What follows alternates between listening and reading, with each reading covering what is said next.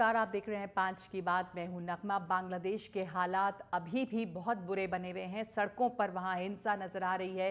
तख्ता पलट के बाद शेख हसीना निकल गई और फिलहाल भारत में हैं, लेकिन ये एक अस्थायी सोल्यूशन है। भारत में वो हैं, उन्हें उनके लंदन जाने की खबर है, पर अभी बातचीत हो रही है। उधर ढाका में अंतरिम सरकार बनाने की तैयारी चल रही है। वहां संसद को भंग कर दिया गया है। सेना ने संसद भंग कर दी है। विदेश मंत्री, भारत के विदेश मंत्री एस जयशंकर ने कहा है कि बांग्लादेश में हजारों भारतीय हैं, जिसमें 9,000 छात्र हैं। लगातार बांग्लादेश में भारतीय समुदाय के संपर्क में है सरकार। लगातार ढाका के प्रशासन और अधिकारियों के संपर्क में भारत सरकार है। सीमा पर पूरी चौकसी रखी जा रही है। बीएसएफ को अलर्ट रहने के लिए कहा गया है। और उधर शेख हसीना को यूके में राजनीतिक शरण को लेकर कल से ही चर्चा हो रही है। बात कहाँ नहीं बन पा रही, इसके पीछे क्या वजह हो सकती है, इसके बारे में भी हम बातचीत करेंगे। सबसे पहले देखते हैं ये रिपोर्ट कि वहां पर चल क्या रहा है। सबसे पहले चलते हैं उमा शंकर के पास। हमारे सहयोगी उमा शंकर हमारे साथ जुड़ गए हैं इस वक्त। उमा, जो ये बातचीत चल रही है यूके से भी और यूके की तरफ से भी ये खबर आई कि कहा है कि सभी पक्ष मिलकर इसका हल निकालें। शेख हसीना यहाँ पे सेफ हाउस में है, लेकिन यहाँ पे लंबे समय नहीं रह सकती, ये बातें बताई गई हैं। तो क्या जानकारियां हैं? और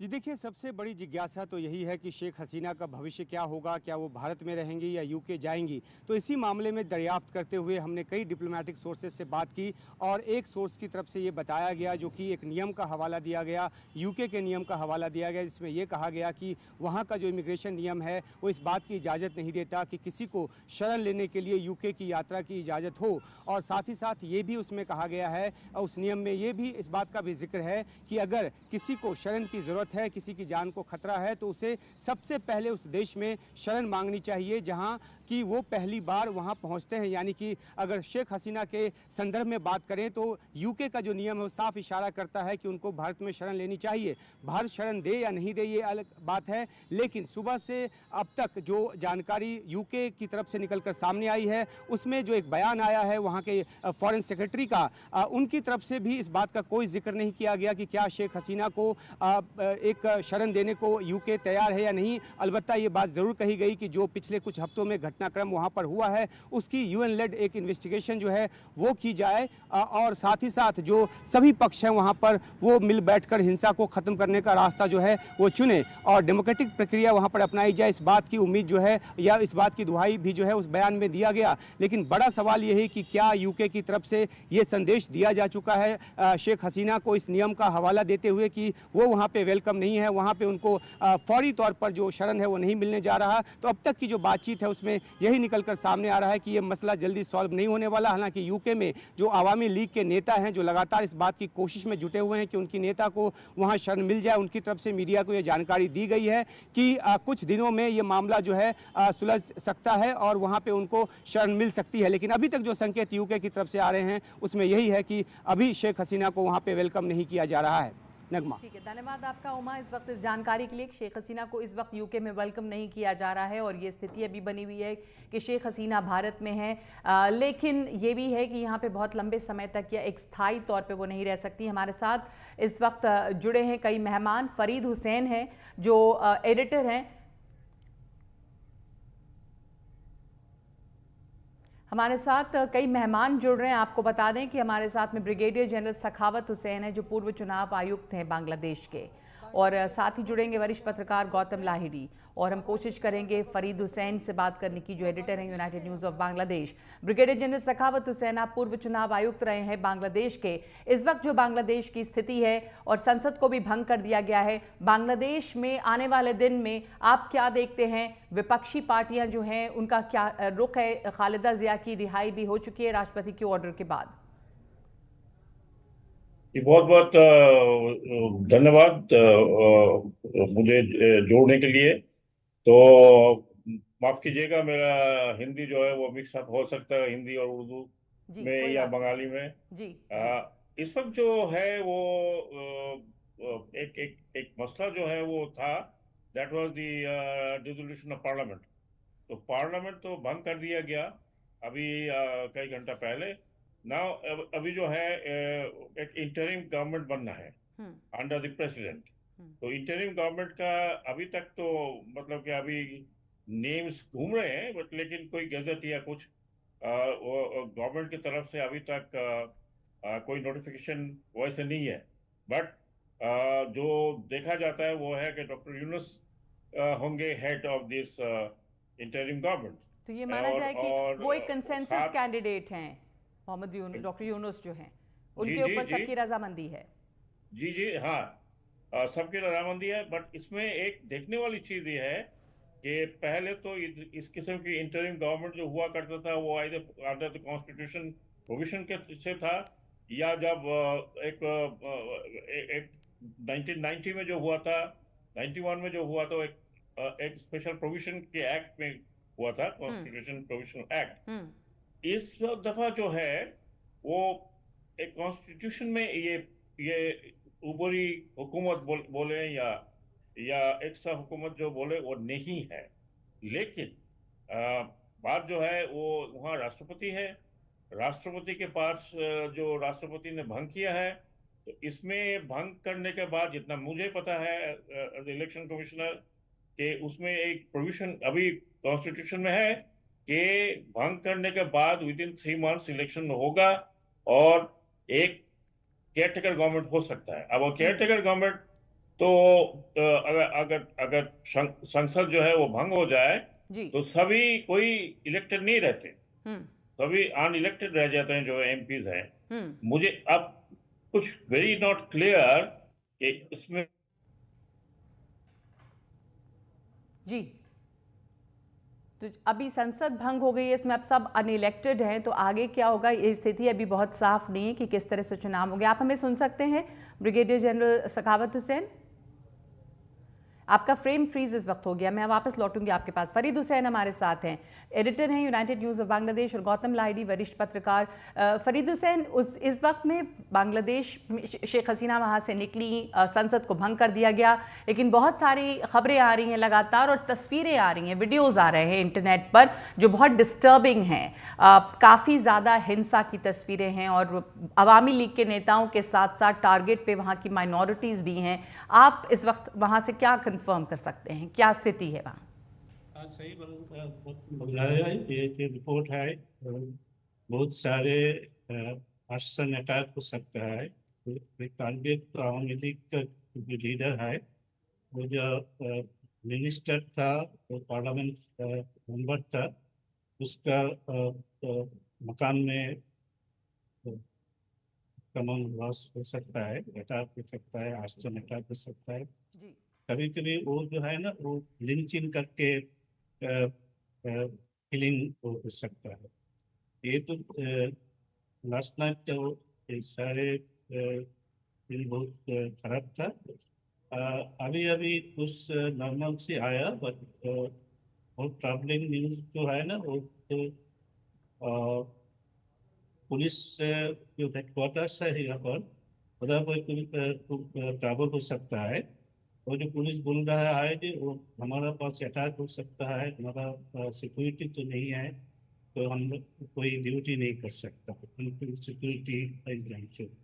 तो आप अभी this morning secretariat the seat of the government, वहाँ पर सारे ऑफिसर्स एंड एम्प्लॉइज उधर छोड़ दिया, वॉकआउट किया।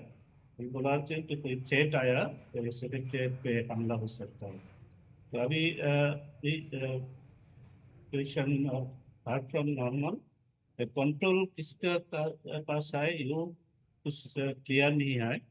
वो स्टूडेंट ग्रुप है 6 कोऑर्डिनेटर्स, उसके बाद ये लोग जो दावी कर सकता है, तो प्रेसिडेंट इज एक्सेप्टिंग। उसका दावी था तो आज 3 तक पार्लियामेंट रिजल्व करना ही पड़ा, तो पार्लियामेंट रिजल्व कर दिया। अभी तो वो एक लिस्ट दिया और आउटलाइन ऑफ कैपिटल गवर्नमेंट क्या हो सकता है, और डॉक्टर यूनुस का नाम पहला है चीफ एडवाइजर। तो अभी 12 11 12 नाम दिया, तो उसके बाद कुछ डिमांड जो है, they say that they must stay in power even up to 3 years and then give election, the constitution to amendment कर सकता है। सारे डिमांड वहाँ पर है। कभी नहीं क्लियर कि प्रेसिडेंट क्या कर सकता हो, तो ये आर्मी क्या कर सकता हो, तो ये बात बहुत अनसर्टेन सिचुएशन चल रहा है। सड़कों पे वहाँ पे क्या हालात हैं अभी भी? और भारत पड़ोसी देश है, भारत की भी चिंता है, वहाँ पे बहुत सारे भारतीय भी हैं जो माइनॉरिटीज़ हैं वहाँ पर, उनके ऊपर भी काफ़ी हिंसा की खबरें आ रही हैं। भारत की तरफ से बांग्लादेश के लोग इस वक्त क्या चाहते हैं? बांग्लादेश से अभी तो माइनॉरिटी जो है ना, हिंसा जो हो सकता है, हिंसा हो ये स्टॉप करना पड़ा। मतलब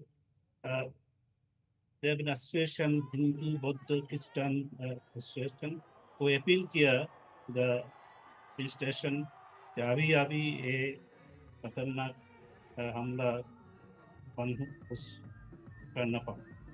तो ये तो एक कंसर्न है। बहुत सारे घर अटैक हो गया, अभी चल रहा है। तो ये जो अटैक्स हो रहे हैं वहाँ पर, ब्रिगेडियर जनरल सखावत हुसैन, ये कौन लोग हैं? क्योंकि अवामी लीग के नेताओं को भी टारगेट किया जा रहा है, माइनॉरिटीज़ को भी टारगेट किया जा रहा है, तो इसमें पॉलिटिकल पार्टीज हैं अब? Brigadier Sakhawat Hussain, yes, can you hear me? जी जी, प्लीज प्लीज कैरी ऑन। हाँ, ये कहना बहुत मुश्किल है कि ये कौन लोग हैं, लेकिन ये बात ये है कि आप इमेजिन करें कि बांग्लादेश में इस किस्म की रेवोल्यूशन कभी नहीं हुआ। 1971 में एक दूसरा किस्म का था, बट इतना बड़ा रेवोल्यूशन इतना नहीं हुआ जहां सड़कों पे लाखों तादाद के लोग हैं डे एंड नाइट। इनमें कुछ अनासिर ऐसे भी होंगे जो लूट मार के लिए आए हैं, ऐसे भी होंगे जो आपके कोई फायदा लूटने के लिए आए हैं। ऑल पॉलिटिकल पार्टीज जो है वो पॉलिटिकल पार्टीज काम होने की बात करें, और आपकी माइनॉरिटी की जो बात कही है, वो माइनॉरिटी एक दो जगह पर थ्रेटन हुई है जो मुझे पता है, लेकिन वो इमीडिएटली बीइंग एड्रेस्ड। बात यह है कि आपको आप समझिए कि पुलिस के इस रेवोल्यूशन के बाद, particularly the outgoing the x PM निकल जाने के बाद एक अपसर्ज हुआ, आप समझ लो। तो भारत के विदेश मंत्री ने ये बयान दिया संसद में, जो वहाँ से खबरें आई और जो तस्वीरें दिख रही हैं कि वहाँ पे कई जगह पे ये भी खबर आई कि माइनॉरिटीज़ के घरों पर हमले हुए, सड़कों पर लोगों को मारते हुए ये वीडियोस सामने आ रहे थे, और मंदिरों के तोड़ने के भी वीडियोस सामने आए। तो सखावत हुसैन साहब, जी जी, मैं तो आपको इस बात का डिनाई नहीं कर सकता हूँ, क्योंकि हम भी कंसर्न है इसके लिए। इट्स नॉट ओनली मंदिरों में, बैंक से पैसा निकाला जा रहा है, क्योंकि जो लॉ एंड ऑर्डर, पर्टिकुलर जो पुलिस सिस्टम है, पुलिस सिस्टम ब्रोकन डाउन, और पुलिस सड़कों पे है ही नहीं। कुछ जो है थोड़ा बहुत वो डिस्ट्रिक्ट लेवल पे है, लेकिन यहाँ पर ना पुलिस है, inspector general is not found, other अधिकारी जो है उनको they are not found because there are lot of allegations against them and the people are absolutely furious and they're trying to save themselves. So it will take little time, I believe. Now the students have been told, the student leaders have been told कि आप इस मसले का हल के लिए आप अपने जो आपका वीडियो इस वक्त फिर फ्रीज हो गया है। गौतम लाहिरी, जो स्थिति वहां पर है, भारत की चिंता, बांग्लादेश और बंगाल का जैसा बॉर्डर है, जाहिर है कि ये कंसर्न है, बहुत एक इंसर्जेंसी भी कंसर्न है, वहाँ पर अस्थिरता होती है तो यहाँ पे भी कंसर्न है। आज विदेश मंत्री ने इसके ऊपर बयान भी दिया और भारत अपनी नज़र बनाए हुआ है वहाँ पर, जिस तरह की स्थिति बिगड़ी है वहाँ। नहीं, बिल्कुल आपने सही बताया। भारत का संसद में विदेश मंत्री ने अपना कंसर्न जताया है, नाम लेके कहा है कि कुछ माइनॉरिटीज के ऊपर जो हमला हो रहा है फरीद भाई और सकवात दोनों ने जो कहा, वहां पे पुलिस सिस्टम जो है वो ब्रेक कर गया है। ऐसे स्थिति काल था कि भारतीय जो दूतावास है उसके भी सिक्योरिटी नहीं रहा था। आज वो बहाल हुआ है सुना। जी। लेकिन बात बड़ा चिंतित है, चिंता करने के लिए हमें बहुत ही चिंता करने का विषय है। अभी फिलहाल एक एनार्की की तरह दृश्य हमको देखने को आ रहा है, जो आपको भी मिल रहा है, हमें सुबह से मिल रहा है, हमें बहुत परिचित लोग है लगातार, खास तौर पे हिंदू जो है उसका वीडियोज आ रहा है। ये बहुत ही चिंताजनक स्थिति है। सिर्फ पश्चिम बंगाल नहीं, 6 भारत का प्रदेश है जो बांग्लादेश का पड़ोसी राज्य है। 4000 के ऊपर किलोमीटर है। देखिए, यूरोप अमेरिका तो बहुत दूर है, वो तो अटलांटिक पार है, लेकिन हमारा तो बांग्लादेश में जो होगा उसका तुरंत जो इम्पैक्ट भारत में होता है, भारत में भी जो होता है उसका इम्पैक्ट ही होता है। इसलिए अभी तुरंत भारत सरकार को, मुझे उन्होंने कहा है जयशंकर कि हम उनका उम्मीद करते हैं कि जल्द से जल्द सरकार बन जाए। इसके बाद निश्चित तौर पे भारत की तरफ से उनका संपर्क किया जाएगा। लेकिन जब तक ये लेट होगा, विलंब जितना हो रहा है, अभी जो एक वैक्यूम है, कोई सरकार नाम की चीज तो है ही नहीं, केवल जी। प्रेसिडेंट है, हम्म। लेकिन फिर भी सड़क पे तो आर्मी को भी दिखाई नहीं देता। जो हम्म। आर्मी, जो सेना जो लिया था जिम्मेवारी, वो कहाँ है, उसको भी हम्म। दिखाई नहीं दे रहा है। जी। पुलिस सब बिल्कुल, फरीद भाई खुद कहा, पुलिस ने खुद पुलिस फोर्सेस विड्रॉ कर लेके उनके ऊपर हमला हो रहा है। ये जो हमला हो रहा है, निश्चित तौर पे ये छात्र लोग नहीं कर रहा है।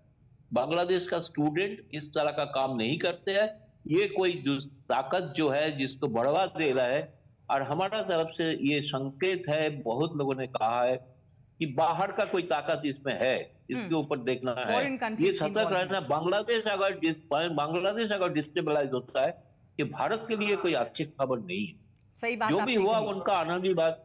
जी। और यहाँ पर जैसा आप इसलिए कह रहे हैं कि जिस सेना ने जिम्मेदारी ली थी सड़कों पर, वो भी नजर नहीं आ रही है, तो सेना क्यों नहीं शांति बहाली की कोशिश कर पा रही है अगर पुलिस सड़कों पे नहीं है तो? ब्रिगेडियर सखावत हुसैन, अगर आप मुझे सुन सक रहे हैं, और फरीद साहब आप भी। फरीद साहब, क्या वहाँ से कुछ और खबरें भी आ रही हैं कि कुछ और जो अवामी लीग के मंत्री रहे या मिनिस्टर्स, नेता, ये लोग भी देश छोड़ने की कोशिश कर रहे हैं? वहाँ पे कोई धरपकड़ भी हो रही है कि इन्हें देश छोड़ने नहीं दिया जा रहा? क्या वहाँ से खबर है अभी, फरीद हुसैन? खबर जो है, एक state minister for ICT Junaid Ahmed Palak, उन्होंने एयरपोर्ट से गिरफ्तार हो गया। जी। तो clear that he tried to flee. जो है कि एयरपोर्ट पर से गिरफ्तार कर लिया गया है पूर्व आईटी मंत्री को, आप बता रहे हैं? आईसीटी मंत्री को, जी। स्टेट मिनिस्टर को, जूनियर मिनिस्टर, जी। उसका नाम जुनायद अहमद पलक। तो वो अभी एक ही खबर है जो मिनिस्टर को गिरफ्तार हो गया। तो अभी अभी जो मालूम होता है, तो आज सारे मिनिस्टर और एमपी जो है ना, वो तो हाइडिंग पे है और कोशिश कर रहा है कुछ some बिफोर द सीना रिजाइन। जी। तो ये तो कंफर्म पड़ा जो एक पुलिस डिटेक्टिव ब्रांच चीफ जो है ना, वो सारे तो स्टूडेंट। आपने जो खबर अभी बताई, मैं एक बार फिर से अपने दर्शकों को बता दूं। फरीद हुसैन हमारे साथ हैं, जो एडिटर हैं यूएनबी के बांग्लादेश में, और वो ये जानकारी दे रहे हैं कि पूर्व आईटी मंत्री जुनैद अहमद जो हैं वो छोड़ने की फिराक में थे देश, लेकिन उन्हें एयरपोर्ट से गिरफ्तार किया गया। हमारे साथ इस वक्त मेरे सहयोगी गजाली भी जुड़े हैं। गजाली, इस खबर की कंफर्मेशन फरीद हुसैन ने भी की, क्या इसके बारे में डिटेल्स हैं? कई मंत्री जो हैं वो देश छोड़ने की कोशिश में है, पर उन्हें निकलने नहीं दिया जा रहा है।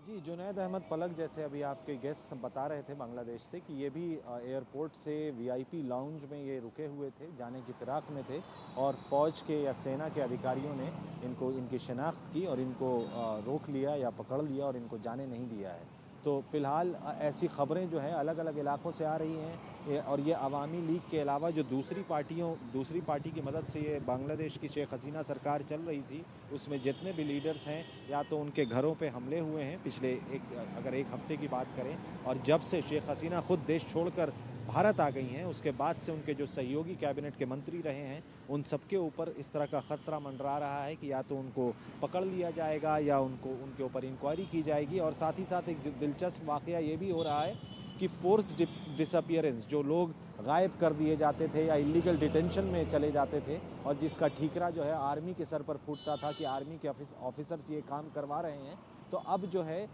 जो आर्मी हेडक्वार्टर्स है वहाँ पर जो सिविलियंस, जिनके रिश्तेदार या जिनके परिवार के जन ऐसे हालात में थे, जिनको परिवार से दूर कहीं बंद कर दिया गया था, जिनके बारे में कोई जानकारी नहीं मिल रही थी, तो वैसे परिवार अब जो है आर्मी हेडक्वार्टर्स में आर्मी से संपर्क भी कर रहे हैं। और ऐसी खबरें धीरे धीरे आ रही हैं कि कई लोग जो करीब 2 साल या 5 साल या 10-10 साल से गायब थे, वो उनको भी अब उनके परिवारजनों को वापस सौंपा जा रहा है।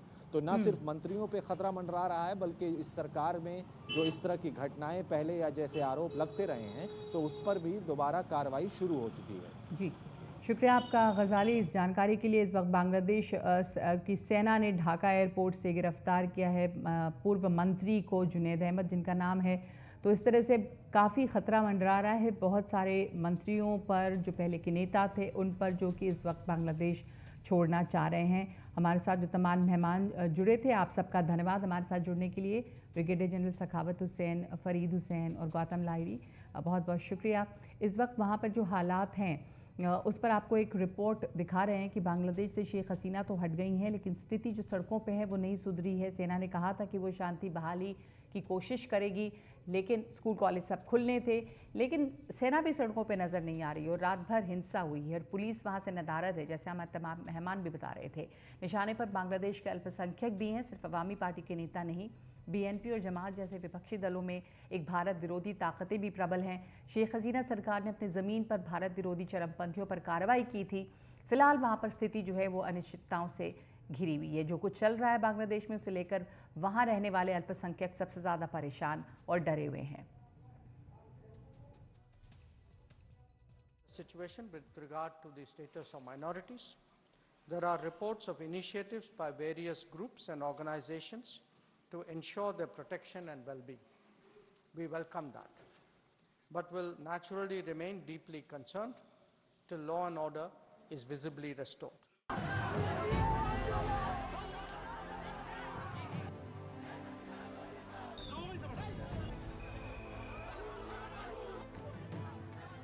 विदेश मंत्री एस जयशंकर का बयान एक बड़ी चिंता को जाहिर कर रहा है। बांग्लादेश की प्रधानमंत्री शेख हसीना के इस्तीफे और फिर देश छोड़ने के बाद सोमवार शाम से ही बवाल थम जाने के आसार जताए जा रहे थे, लेकिन ऐसा नहीं हुआ। पहले सिर्फ शेख हसीना सरकार निशाने पर थी, लेकिन अब अराजकता इतनी है कि कौन निशाने पर आ जाए पता नहीं। इसे लेकर भारत में भी चिंता बढ़ रही है। We are in close and continuous touch with the Indian community in Bangladesh through our diplomatic missions. In terms of our diplomatic presence, in addition to the High Commission in Dhaka, we have assistant High Commissions in Chittagong, Rajshahi, Khulna and Sylhet. It is our expectation that the host government will provide the required security protection for these establishments. We look forward to their normal functioning once the situation stabilizes. हिंदुओं समेत सभी अल्पसंख्यक डरे हुए हैं। बांग्लादेश की आबादी में फिलहाल 8% हिंदू हैं। 1951 में ये 22% के आसपास थे। 1964 से 2013 के बीच 1 करोड़ 10 लाख हिंदू बांग्लादेश छोड़ गए। साथ ही बांग्लादेश में ढाका से लेकर चटगांव, चांदपुर तक बहुत से मंदिर हैं। रामकृष्ण मिशन और इस्कॉन के ही नहीं, सैकड़ों साल पुराने कई मंदिर भी बांग्लादेश में हैं, जिनका ऐतिहासिक महत्व है और ताज़ा डर इन्हीं को लेकर है, क्योंकि हमलों की घटनाएं इधर उधर से सुनाई पड़ने लगी हैं। देखा जा रहा है कि बांग्लादेश की कट्टरपंथी जमात भी इस आंदोलन को हवा दे रही है।